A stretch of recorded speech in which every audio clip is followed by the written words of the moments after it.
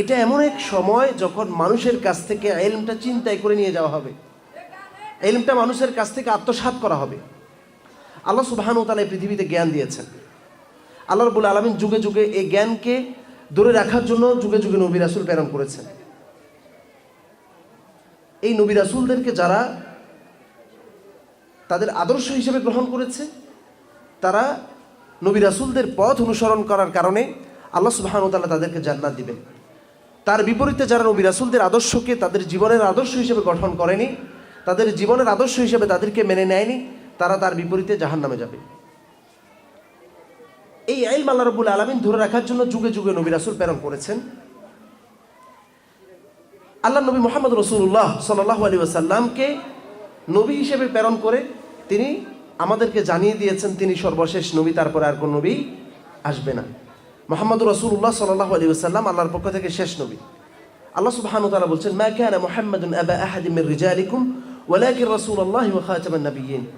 মুহাম্মদ সাল্লাল্লাহু আলাইহি ওয়াসাল্লাম তোমাদের মধ্যে কারো পুরুষের পিতা নন, তিনি আল্লাহ রাব্বুল আলামিনের রাসূল এবং শেষ নবী, তারপরে আর কোনো নবী আসবে না। সুতরাং এই নবুয়তের ধারা শেষ হয়ে গিয়েছে। নবুয়তের ধারা শেষ হয়ে গিয়েছে মানে কি? আকাশ থেকে আল্লাহ রাব্বুল আলামিনের পক্ষ থেকে জ্ঞান বিজ্ঞানের যে ওহী আমাদের কাছে প্রেরণ করা হতো, সেই জ্ঞান বিজ্ঞানের ওহীগুলো শেষ হয়ে গিয়েছে। জ্ঞান বিজ্ঞানের ওহী আর আসবে না। কিন্তু এই ইলমকে ধরে রাখার জন্য আল্লাহ সুবহানাহু ওয়া তাআলা এবং আল্লাহর নবী মুহাম্মদ রাসূলুল্লাহ সাল্লাল্লাহু আলাইহি ওয়াসাল্লাম তার পরবর্তীতে মানুষদেরকে দায়িত্ব দিয়েছেন। রাসূল সাল্লাল্লাহু আলাইহি ওয়াসাল্লাম বলছেন, আল উলামা ওয়ারাসাতুল আম্বিয়া, আলেমরা হচ্ছে নবীদের ওয়ারিস।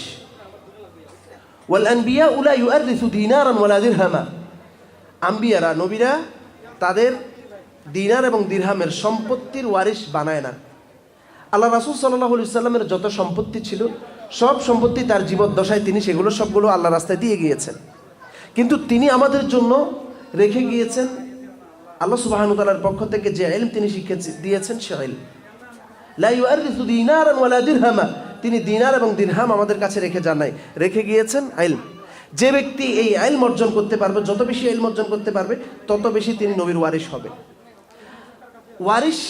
ওয়ারিসত্ব আমরা বুঝি পিতার মৃত্যুর পরবর্তীতে সন্তানরা তার যে সম্পত্তি পায়, এটা হচ্ছে ওয়ারিসত্ব। পিতার মৃত্যুর পরবর্তীতে সন্তানরা পিতার যে সম্পত্তির ভাগ পায়, এটা হচ্ছে ওয়ারিসত্ব। এই ওয়ারিসত্ব পাওয়ার জন্য আমাদের দেশে রীতিমতো যুদ্ধ শুরু হয় ভাই বোনদের মাঝে। এক ভাই আরেক ভাইয়ের সম্পত্তি মেরে খাওয়ার জন্য, বোনদের সম্পত্তি না দিয়ে কিভাবে ভাইরা বেঁচে যেতে পারে, তাদের সম্পত্তিগুলো আত্মসাৎ করতে পারে, এটার জন্য তাদের মধ্যে রীতিমতো যুদ্ধ ঘোষণা করা হয়। এবং একটা সময় এমন ঘটে, বোনদেরকে সম্পত্তি থেকে সম্পূর্ণরূপে মাহরুম করেন তার আপন ভাইয়েরা, যেই ভাইয়েরা একই সাথে বসবাস করেছে, একই সাথে বড় হয়েছে, একই প্লেটে বসে খেয়েছে। এই শুধুমাত্র ওয়ারিসের সম্পত্তি পাওয়ার জন্য সামান্য জায়গা জমিন, সামান্য কিছু অর্থ করি। এই ওয়ারিসত্ব তিনি যা পেয়েছেন, কিছুদিন পরে এই ওয়ারিসত্বের সম্পত্তিগুলো ভোগ করার মতো তার হয়তো শক্তি সামর্থ্য থাকবে না। তার মৃত্যুর পরবর্তীতে এই ওয়ারিসত্ব সম্পত্তি নিয়ে আরেক দল লড়াই করবে, তিনি দুনিয়া থেকে হারিয়ে যাবেন যেই সম্পত্তি তিনি তার ভাই বোনদেরকে আত্মসাৎ করে নিয়েছেন। কিন্তু আল্লাহ রাব্বুল আলামিনের যে ওয়ারিসত্ব আল্লাহ রাসূল সাল্লাল্লাহু আলাইহি ওয়াসাল্লাম রেখে গিয়েছেন আল্লাহ রাব্বুল আলামিনের পক্ষ থেকে, সেই ওয়ারিসত্ব আপনার কাছ থেকে কেউ কখনো চিন্তাই করে ডাকাতি করে নিতে পারবে না। এই ওয়ারিসত্বের যদি আপনি মালিক হতে পারেন, তাহলে আল্লাহ রাব্বুল আলামিনের কাছে আপনি এমন অবস্থায় দাঁড়াবেন যে অবস্থা আল্লাহ সুবহানাহু ওয়া তাআলা আপনার উপরে সন্তুষ্ট থাকবেন। এবং আপনার ব্যাপারে আল্লাহ সুবহানাহু ওয়া তাআলা কুরআনুল কারীমে আয়াত নাযিল করেছেন, ইয়ারফাইল্লাহু আল্লাযীনা আমানু মিনকুম ওয়াল্লাযীনা উতুল ইলমা দারাজাত। আল্লাহ রাব্বুল আলামিন তাদেরকে তাদের মর্যাদাকে বৃদ্ধি করে দেন যারা ঈমান এনেছে এবং যাদেরকে আল্লাহ রাব্বুল আলামিন জ্ঞান দিয়েছেন, ইলম দিয়েছেন, তাদের মর্যাদাকে বৃদ্ধি করে দেন।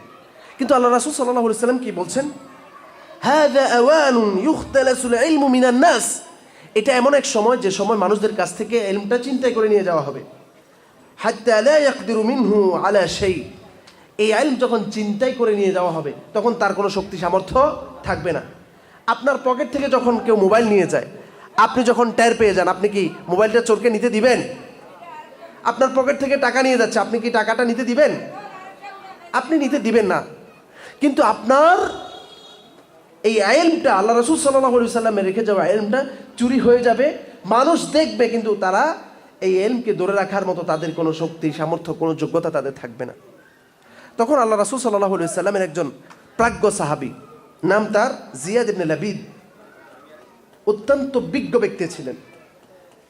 তিনি বলছেন, ইয়া রাসূলুল্লাহ, কাইফা ইখতালাসু মিন্না ওয়া ক্বাদ ক্বারা'না আল কুরআন। ইয়া রাসূলুল্লাহ, আমাদের কাছ থেকে কিভাবে ইলম উঠিয়ে নিয়ে যাওয়া হবে? আমরা তো কোরআন তিলাওয়াত করি, আমরা নিয়মিত কোরআন তিলাওয়াত করি, আমাদের কাছ থেকে ইলমটা কিভাবে উঠিয়ে নেওয়া হবে? কিভাবে চিন্তাই হবে আমাদের কাছ থেকে ইলম? ফাওয়াল্লাহি লানাকরাআন্নাহু ওয়া লানুকরিআন্নাহু নিসাআনা ওয়া আবনাআনা। আল্লাহর শপথ, আমরা আমাদের সন্তানদেরকে কোরআন শিক্ষা দিব, তারা তাদের সন্তানদেরকে, তাদের নারীদেরকে কোরআন শিক্ষা দিবে। সুতরাং এই ধারা কিয়ামত পর্যন্ত অব্যাহত থাকবে। আমাদের কাছ থেকে ইলম চুরি করে আমরা নিতে দিব না।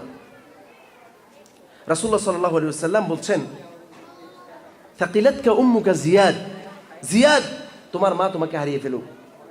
ইন কুনতু লাআউদ্দুকা মিন আফকাহি আহলিল মাদিনা, আমি তোমাকে মনে করি মদিনার মধ্যে সবচেয়ে জ্ঞানী ব্যক্তিদের মধ্যে একজন তুমি। মদিনায় যারা আফকাহ বলা হয়, ফাকিহ এই শব্দের ইসমে ফাইল মুবালাগা, আফকাহ, অধিক জ্ঞানী। আমি তো তোমাকে মনে করি অনেক অধিক জ্ঞানী তুমি, কিন্তু তোমার যে কথা তুমি বলেছো এই কথার সাথে আমি একমত হতে পারলাম না। কোরআন শিক্ষা তারা দিবে, কিন্তু তাদের কাছ থেকে ইলম উঠিয়ে নেওয়া হবে।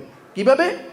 রাসূল সাল্লাল্লাহু আলাইহি ওয়াসাল্লাম বলছেন, হাযিহি তাওরাত ওয়াল ইনজিল, এই তাওরাত এবং ইনজিল। রাসূল সাল্লাল্লাহু আলাইহি ওয়াসাল্লাম ইহুদি এবং খ্রিস্টানদেরকে লক্ষ্য করে বলছেন, আওয়ালাইসাত হাযিহিল ইয়াহুদ ওয়ান নাসারা ইয়াকরাউনা আত-তাওরাত ওয়াল ইনজিল। ইহুদি এবং নাসারা কি তাওরাত এবং ইনজিল পড়েনি? তারা তাওরাত এবং ইনজিল পড়ে, কিন্তু এই তাওরাত এবং ইনজিলের উপরে তাদের কোনো আমল বিদ্যমান নাই।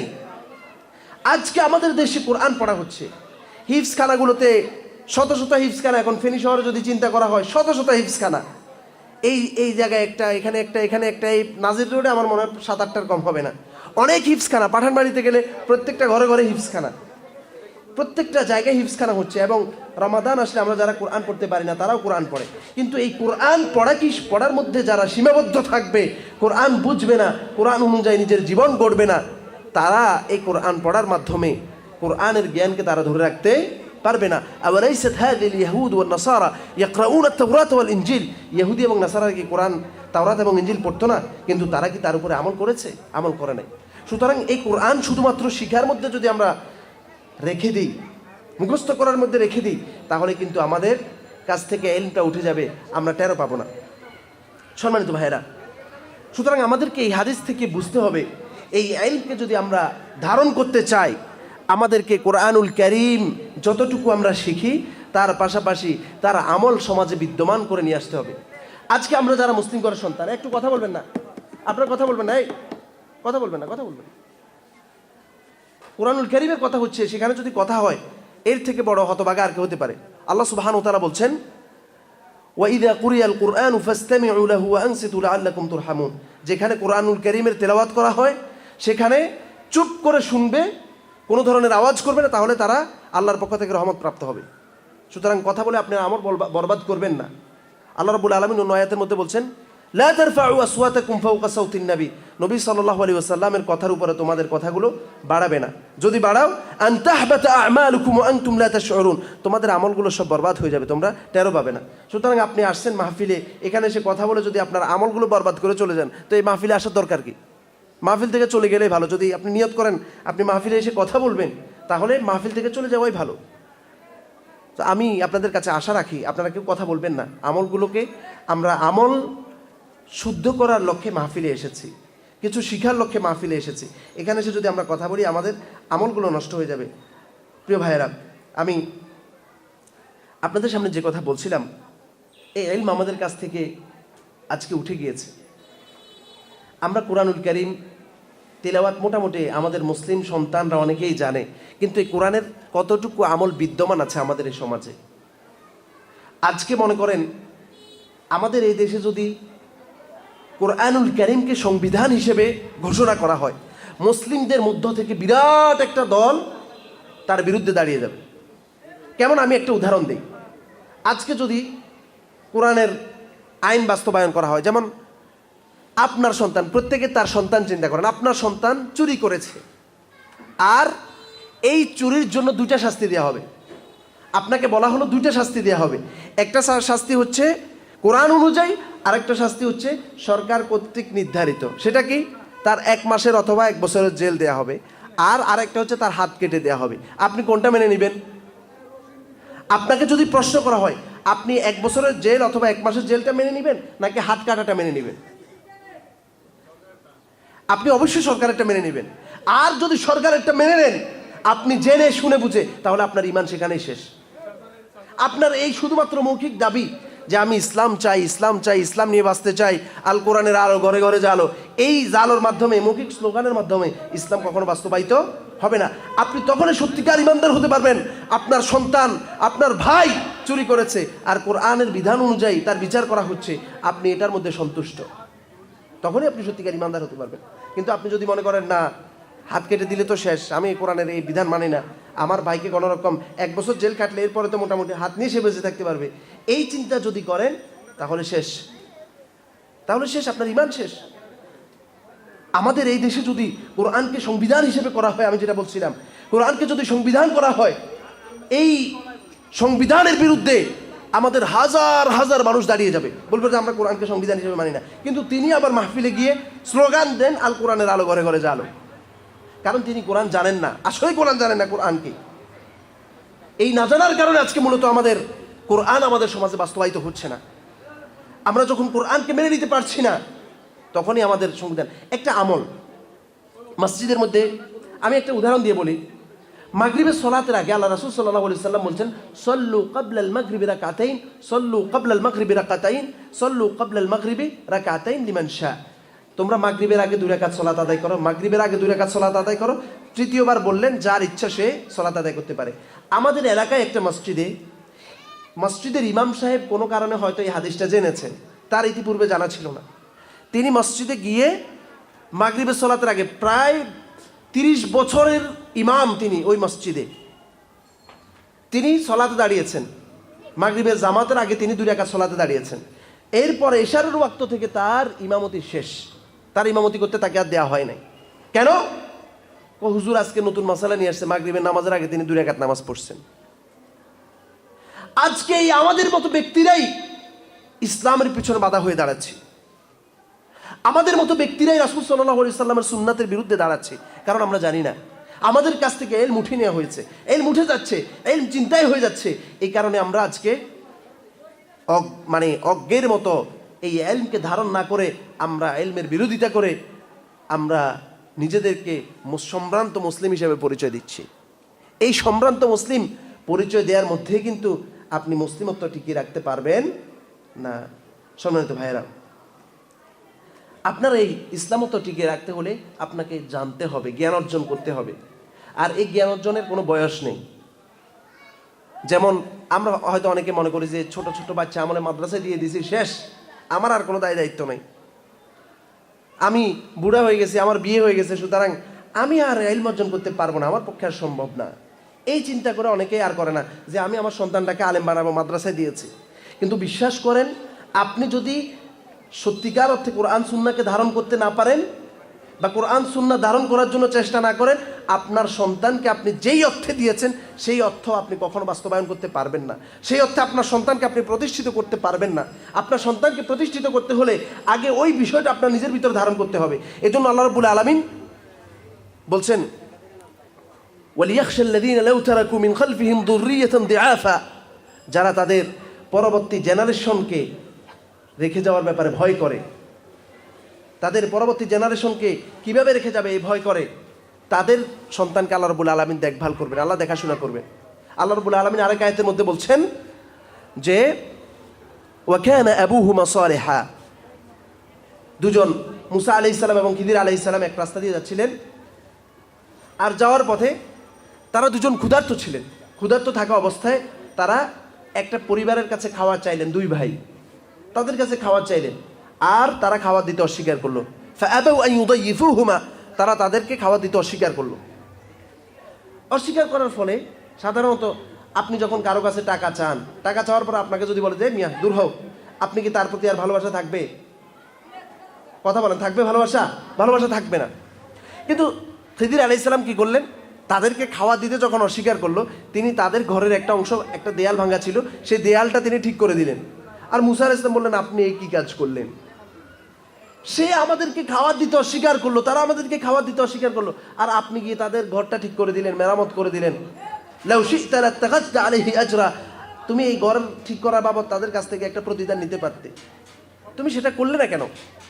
তখন আল্লাহ রাব্বুল আলামিন এটার প্রেক্ষিতে নাজিল করেছেন, ওয়া কানা আবুহুমা সালিহা, তাদের পিতামাতা সৎ ছিল। তাদের সৎ থাকার কারণে আল্লাহ রাব্বুল আলামিন তাদেরকে পরবর্তী হেফাজত করেছেন। যারা যে পিতামাতাগুলো সৎ হবে, তাদের সন্তানগুলোকে তাদের মৃত্যুর পরেও আল্লাহ রাব্বুল আলামিন তাদের দায়িত্ব নিয়ে তাদেরকে দেখভাল করবেন ইনশাআল্লাহ।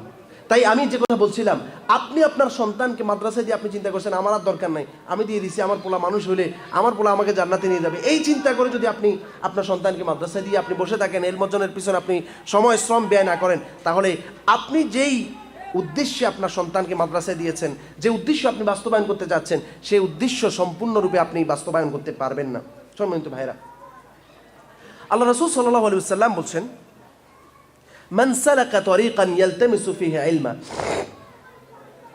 যে ব্যক্তি কোনো রাস্তায় চলে এই উদ্দেশ্যে, ইয়াতলুবু ফিহি ইলমা, ইলম অর্জনের উদ্দেশ্যে, রাস্তায় বের হয়েছে ইলম অর্জনের উদ্দেশ্যে, সালাকাল্লাহু বিহি তরিকান মিন তুরুকিল জান্নাহ, আল্লাহ রাব্বুল আলামিন এর মাধ্যমে, এই রাস্তা জ্ঞান অর্জনের রাস্তায় বের হওয়ার কারণে আল্লাহ রাব্বুল আলামিন তার জান্নাতের রাস্তাকে সহজ করে দিবেন।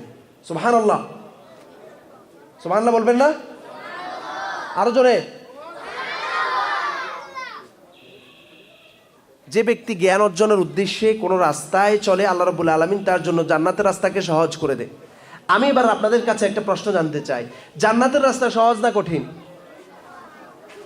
জান্নাতের রাস্তা সহজ না কঠিন? কেউ কেউ বলেছেন সহজ, কেউ কেউ বলেছেন কঠিন। আমি বলি যে এখান থেকে ঢাকা শহর যাওয়া সহজ না কঠিন? একবারে সহজ না। আপনাকে এখানে প্রথমে আপনার এখান থেকে স্টারলাইন কাউন্টারে যেতে হবে, স্টারলাইনে টিকিট কাটতে হবে, তারপরে উঠতে হবে। যদি এমন অবস্থা হয় কোনো গাড়ি নাই, আপনাকে হেঁটে হেঁটে যেতে হবে, এটা সহজ না কঠিন? অনেক কঠিন। জান্নাতের রাস্তা তার থেকে অনেক বেশি কঠিন। জান্নাতের রাস্তা সহজ নয়। আমরা মনে করি যে জান্নাত হচ্ছে আমাদের ওই হাতের কাছে পাকনা কলার মতো, শুধু একটু ছিলে খেয়ে ফেলবো, আমাদের সামনে রাখা হয়েছে, আমরা শুধু এটা খুলে খেয়ে ফেলবো, এটা হচ্ছে আমাদের চিন্তা। অথচ জান্নাতের রাস্তা অত্যন্ত কঠিন। কেমন কঠিন? আল্লাহ রাব্বুল আলামিন বলছেন, ওয়া ইম মিনকুম মিন শাইইন ইল্লা ওয়ারিদুহা কানা আলা রাব্বিকা হাতমান মাকদিয়া। জান্নাতের রাস্তায় জান্নাতে যেতে হলে জাহান্নামের উপর দিয়ে আল্লাহ রাব্বুল আলামিন একটা সিরাত প্রতিষ্ঠিত করবেন, একটা রাস্তা প্রতিষ্ঠিত করবেন। এই রাস্তা একজন ব্যক্তি পার হতে 40 বছর সময় লাগবে। কত বছর? 40 বছর। এই সময় অতিক্রম করে তাকে জান্নাতে যেতে হবে। আর ওই রাস্তাটা কেমন? আদাক্কুম মিনাশ শা'র ওয়া আহাদ্দুম মিনাস সাইফ। এই রাস্তাটা চুলের থেকেও চিকন আর তরবারির চেয়েও অধিকতর ধারানো। এই রাস্তা দিয়ে পার হতে হবে। তাহলে এই রাস্তা, মনে করেন আপনাকে একটা রাস্তা দিল, সুতার মতো একটা রাস্তা। এই সুতার রাস্তা দিয়ে আপনাকে যদি বলা হয় তুমি এই সুতার রাস্তাটা পার হবে, পারবেন? কথা বলেন, পারবেন? যদি একটা বাঁশ রাখা হয়, এই ওয়াল টু এই ওয়াল একটা বাঁশ রাখা হয়, আর বলা হয় যে আপনি কোনো কিছু না ধরে বাঁশটা পার হবেন হেঁটে হেঁটে, পারবেন? এটা পারাটা অনেক কঠিন, পারবেন না। ঠিক জাহান্নামের উপরে প্রতিষ্ঠিত যে রাস্তাটা আছে জান্নাতে যাওয়ার, এই রাস্তা তো অত্যন্ত ভয়াবহ কঠিন। এই রাস্তা পার হওয়া এত সহজ নয়। সুতরাং এরকম যদি রাস্তা থাকে, তাহলে এটা আমরা নিঃসন্দেহে বলতে পারি জান্নাতের রাস্তা অত্যন্ত কঠিন। এই রাস্তা সহজ হয়ে যাবে, এই রাস্তা অতিক্রম করার ব্যবস্থা হয়ে যাবে যদি আপনি জ্ঞান অর্জনের জন্য বের হন, জ্ঞান অর্জনের জন্য প্রচেষ্টা করেন। আর এই রাস্তা পার হওয়া ছাড়া কেউ জান্নাতে যেতে পারবে না। আল্লাহ রাব্বুল আলামিন সূরা মারিয়ামের 71 নম্বর আয়াতে বলছেন, ওয়া ইম মিনকুম মিন শাইইন ইল্লা ওয়ারিদুহা কানা আলা রাব্বিকা হাতমান মাকদিয়া। প্রত্যেক ব্যক্তিকেই এই রাস্তা পার হতে হবে, এটা আল্লাহ রাব্বুল আলামিনের পক্ষ থেকে একটা নির্ধারিত বিধান। এই পুল সিরাত পার হওয়া ছাড়া কেউ জান্নাতে যেতে পারবে না। সুতরাং এই জান্নাতের কঠিন রাস্তাকে আমরা সহজ করতে পারি কিসের মাধ্যমে? ইলম অর্জনের মাধ্যমে। এরপরে যারা ইলম অর্জন করে তাদের অসংখ্য ফজিলত আছে। তার মধ্যে একটা হচ্ছে জান্নাতের রাস্তা তার জন্য সহজ হয়ে যায়। 2 নম্বর হচ্ছে যারা ইলম অর্জন করে তাদের জন্য আল্লাহ রাব্বুল আলামিনের ফেরেশতারা সম্মানের ডানা বিছিয়ে দেন। সুবহানাল্লাহ, আরেকটু জোরে। ফেরেশতারা সম্মানের বিছানা তাদের জন্য বিছিয়ে দেয়। রাসূল সাল্লাল্লাহু আলাইহি সাল্লাম বলছেন, ওয়া ইন্নাল মালাইকাতা লাতাদউ আজনিহাতাহা রিদান লিতালিবিল ইলম। আল্লাহ রাব্বুল আলামিনের ফেরেশতারা তাদের সন্তুষ্টিতে, এই ছাত্রদের সন্তুষ্টিতে, যারা ইলম অর্জনের জন্য বের হয়েছে তাদের সন্তুষ্টিতে তাদের মর্যাদার ডানা তাদের জন্য বিছিয়ে দেয়। ফেরেশতারা আপনার জন্য মর্যাদার চাদর বিছিয়ে দিচ্ছে, এর চেয়ে আর কি হতে পারে? আপনি এমন কোথাও কোনো জায়গায় গিয়েছেন, আপনাকে তারা এমন সম্মান করলো, আপনার সম্মানে লাল গালিচা বিছিয়ে দিল, আপনি এটা অনেক সম্মানিত বোধ করবেন না? অবশ্যই সম্মানিত বোধ করবেন যে আমাকে এত সম্মান করলো, সবাই এগিয়ে আসলো, আমাকে লাল গালিচা বিছিয়ে ফুল মেরে আমাকে নিয়ে যাওয়া হলো, এটা অনেক অনেক সম্মানের মনে করে মানুষ। ঠিক যারা ইলম অর্জনের জন্য বের হয় আল্লাহ রাব্বুল আলামিনের ফেরেশতারা তাদের জন্য সম্মানের বিছানা বিছিয়ে দেন। এই সম্মান তারাই উপলব্ধি করতে পারেন যারা সত্যিকার ইমানদার, যারা সত্যিকার অর্থে আল্লাহ রাব্বুল আলামিনকে ভালোবাসেন, তারা এই উপলব্ধিগুলো করতে পারেন। এরপরে 3 নম্বর হচ্ছে ওয়া ইন্নাল আলিমা লা ইস্তাগফিরু লাহু মান ফিস সামাওয়াতি ওয়া মান ফিল আরদ ওয়াল হাইতানু ফি জাওফিল মা। 3 নম্বর কি? যারা ইলম অর্জনের জন্য বের হয় তাদের জন্য এই জগতের মধ্যে যত কিছু আছে সব কিছু ক্ষমা প্রার্থনা করে, আকাশ এবং জমিনের মধ্যে সব কিছু তাদের জন্য ক্ষমা প্রার্থনা করে। ওয়াল হাইতানু ফি জাওফিল মা, এবং কি সাগরের মধ্যে যেসব মাছ আছে সেই মাছগুলো যারা ইলম অর্জনের জন্য বের হয় তাদের জন্য দোয়া করে, হে আল্লাহ যারা ইলম অর্জন করার জন্য বের হয়েছে আপনি তাদেরকে ক্ষমা করে দেন। সুবহানাল্লাহ বলবেন না? 4 নম্বর ইলম অর্জনের 4 নম্বর ফজিলত, ওয়া ইন্না ফাদলাল আলিমি আলাল আবিদি কাফাদলিল কমারি লাইলাতাল বদরি আলা সাইরিল কাওয়াকিব। যারা আলেম ইলম অর্জন করে তাদের মর্যাদা হচ্ছে লাইলাতুল বদর, আপনার পূর্ণিমার রাত্রিতে চাঁদের প্রখরতার কারণে মানে তারকা যেগুলো আছে তারকাগুলোর আপনি ভালো করে দেখার চেষ্টা করলেও আপনাকে প্রথমে চাঁদকেই দেখতে হবে, ঠিক না? আপনি আকাশের দিকে তাকালেই প্রথমে আপনার দৃষ্টি আসবে চাঁদের দিকে। এখন আপনাকে যদি বলা হয় ভাই আপনাকে তারা অথবা পূর্ণিমার রাত্রির চাঁদ এই দুইটা থেকে একটার মতো আপনাকে হতে হবে, মানে আপনি চাঁদের মতো সুন্দর হতে চান নাকি তারার মতো সুন্দর হতে চান, আপনি কি বেছে নেবেন? চাঁদের মতো না? এক কথায় চাঁদের মতো। ঠিক তেমনিভাবে আলেম যারা আছেন তাদের মর্যাদা আল্লাহ রাসূল সাল্লাল্লাহু আলাইহি ওয়াসাল্লাম বলছেন লাইলাতুল বদরে, পূর্ণিমার রাত্রিতে সমস্ত তারকার কাছে চাঁদের যেমন দাম, কাছে আলেমদের মর্যাদা তেমন। আজকে আলেমরা তারা এমন হয়ে গিয়েছে, তারা নিজেদেরকে শুধুমাত্র কিছু বিষয়ের মধ্যে সীমাবদ্ধ করে রাখার কারণে তাদের অনেকাংশে তাদের মর্যাদা তারা নিজেরাই শেষ করে দিয়েছে। কিন্তু আলেমদের এমন মর্যাদা ছিল, রাজা বাদশারা পর্যন্ত তাদের মর্যাদার জন্য তাদের কাছে এসে ধর্ণা ধরতেন। আমি একজন আলেমের ঘটনা বলে আজকে শেষ করে দিচ্ছি। মদিনাতে তাবেঈদের মধ্যে একজন আলেম, তিনি মসজিদে হারামের মধ্যে দাস দিতেন, মসজিদে হারামে থাকতেন। তিনি দেখতে খুব সুন্দর ছিলেন না, আফ্রিকার লোক ছিলেন তো, তিনি অত্যন্ত কালো, ঠোঁটগুলো মোটা, চুলগুলো কোঁকড়ানো। আতা ইবনে আবি রাবাহ তার নাম ছিল। এই আতা ইবনে আবি রাবাহ মসজিদে হারামে দাস দিচ্ছেন। হজের সময় এসেছে, তখনকার বাদশাহ, মুসলিম জাহানের বাদশাহ, প্রায় হিসাব করতে গেলে 1/3 পৃথিবীর বাদশাহ আব্দুল মালিক ইবনে মারওয়ান এবং তার সন্তানদেরকে নিয়ে আসলেন হজে। হজ করতে গিয়ে তিনি কিছু মাসআলার সম্মুখীন হলেন। এই মাসআলাগুলোর সমাধান তিনি খুঁজতে লাগলেন। বলছে যে এই মাসআলার সমাধান দিতে পারবেন আতা ইবনে আবি রাবাহ, এছাড়া কেউ সমাধান দিতে পারবে না। তখন তিনি আতা ইবনে আবি রাবাহর কাছে সমাধানের জন্য গেলেন। এখন তিনি যেহেতু বাদশাহ, তিনি সমাধানের জন্য দেখা গেল যে আতা ইবনে আবি রাবাহ সালাত পড়তেছেন, আর লোকজন সিরিয়াল ধরে দাঁড়িয়ে আছে তার কাছে, একে একে এসে মাসালা জিজ্ঞেস করতেন। তিনি সালাত আদায় করতেছেন, সবাই দাঁড়িয়ে আছে। সালাত শেষ করলে তাকে সবাই জিজ্ঞেস করবে। আতা ইবনে আবি রাবাহ রাহিমাহুল্লাহ সালাতরত থাকা অবস্থায় আব্দুল মালিক ইবনে মারওয়ান এবং তার দুই সন্তান তার কাছে চলে আসলেন।